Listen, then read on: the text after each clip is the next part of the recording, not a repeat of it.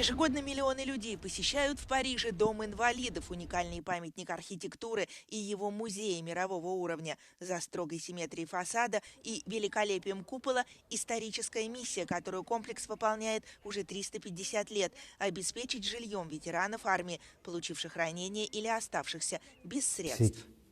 Construit pour des gens qui le méritent. Et donc c'est un geste de gratitude de l'État. C'est même le premier geste social de l'État, puisqu'avant, c'est les communautés religieuses qui accueillaient les blessés. On leur imposait les blessés. Là, l'État dit « je m'en occupe » dans la durée, jusqu'à leur mort. Строительство комплекса было начато по приказу Людовика XIV во второй половине 17 века. Некогда Дом инвалидов вмещал 4000 постояльцев. Со временем их число стало сокращаться, а комплекс приобрел историческое и музейное значение. Но и сегодня в нем живут 64 человека. Это жертвы Холокоста, воины конфликтов, которым нужна помощь государства.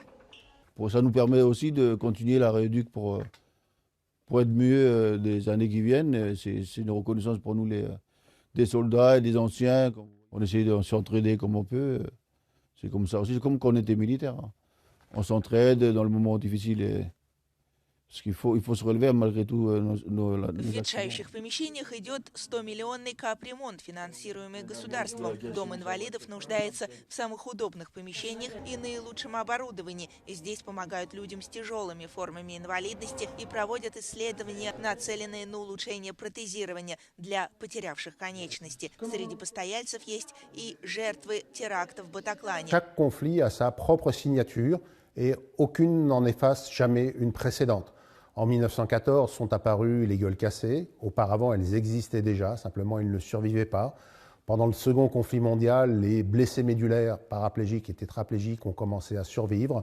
Pendant les conflits récents au Moyen-Orient, Irak, Afghanistan, sont apparues des amputations multiples à un niveau qu'on n'avait jamais vu auparavant. Et la signature actuelle, c'est la blessure psychique. Дом инвалидов через столетия пронес миссию поддержки тех, кому государство хочет отдать долг.